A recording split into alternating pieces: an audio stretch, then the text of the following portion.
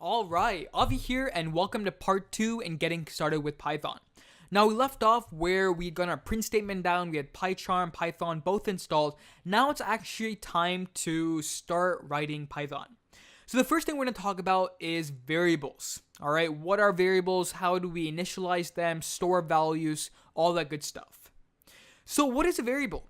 Well, hopefully in any other programming language that you might have dealt with, you know what variables are. Variables are basically memory locations to store values. If my friend is turning 20 years old, all right, I want to store that value, 20, in a variable. I can do that. Let's say I'm stating that my name is Avi. I can store that sentence, that string, in a variable. All variables are, they're just data. They're just memory locations to store values. So how do we do that in Python? Well, let's take a look. So instead of writing in this file where we'll normally write code, just for simplicity, we're going to be using the Python console. Now, if you don't see the Python console like this down below, what I want you to do is hover over this sort of menu icon in the bottom left of your screen. And you'll see a menu with a list of different things you can open. And we want to open the Python console. So immediately you can see the Python console has opened. Now yours might be a bit below. Just go ahead and drag it up. So to initialize a variable in Python, there's 3 steps. The first step is the variable name. In other languages, you have to write var, init, all of that random stuff before the variable name. There's none of that. It's just the variable name. So we're talking about my friend. He's turning 20. We're going to write age. And I like lowercase, so age. Okay? The second step is an equal sign. You have to assign your variable to a value, and you do that through an equal sign. So age equals, and then finally you write the value. In this case, he turned 20, so we're going to say age equals 20.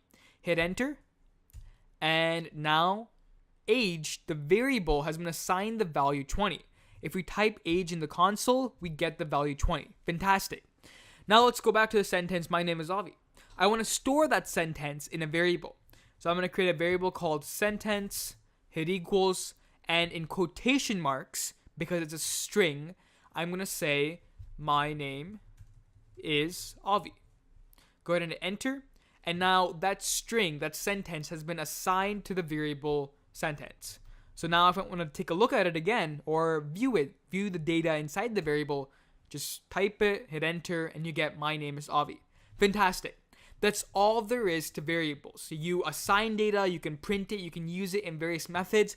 We'll cover that in later lectures, but all I wanted you to understand is how to create these variables. Now, Python also has a neat feature known as multiple assignment. Suppose I have a bunch of friends whose birthdays today. One's turning 16, another's turning 18, 3 more are turning 21. Doesn't matter. Based on what we know right now, we'd say, let's say Sarah's age, she's turning 16. Bob's age, he's turning 21. Mike, he's turning 17. This is tedious, right? We have to create a new variable on every line. But with multiple assignment, in one line, you can assign the values to all the variables. The way that works is very simple. I want to assign Sarah, Bob, and Mike the ages 16, 21, and 17 respectively. What I say is Sarah, Bob, Mike is equal to 16, 21, 17. All right? In this case, Sarah is getting the value of 16, Bob is getting the value of 21, Mike is getting the value of 17. Hit enter. And now if I want to say Bob's value, I get 21. If I want Mike's value, I get 17. That's the way multiple assignment works. Instead of having to do it on every individual line, you can get all your variables populated in one single line. Now suppose you had 10 friends who were turning 17 today. Instead of having to do this 10 times, one variable for each person, and then 17 10 times, you can assign each variable the same value by saying Sarah is equal to Bob is equal to Mike is equal to 17. By doing so, each one of these variables has been assigned the same value, 17. So now if I say Sarah, I get 17, Bob is 17, and Mike is 17. That's the power of multiple assignment.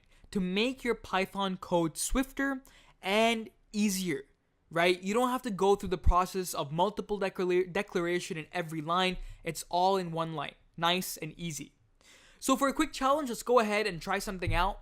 I want you to create in one line 2 variables. One should be your age and one should be your name. The first one should be a normal number like we've discussed, and the other one should be a sentence. So using this multiple assignment, go ahead and give it a try, your name and your age. Alright, hopefully you're able to do it. If you weren't, don't worry. We're just getting started. So I'm going to go ahead and say name, comma, age is equal to. Now the first one, since it is a string, I have to put it in quotation marks. And I'm going to say Avi, and then I'm going to say comma, my age, 15. Awesome. So now let's go ahead and check the values, name, and age. Great. So that's it for this lecture. A quick recap. We learned what variables are. We learned how to initialize them. There are 3 parts. You have the variable name, an equal sign, and the value. And then we learned about multiple assignment and declaring multiple variables in one line. Don't forget to like, share, and subscribe, and I'll see you in the next video.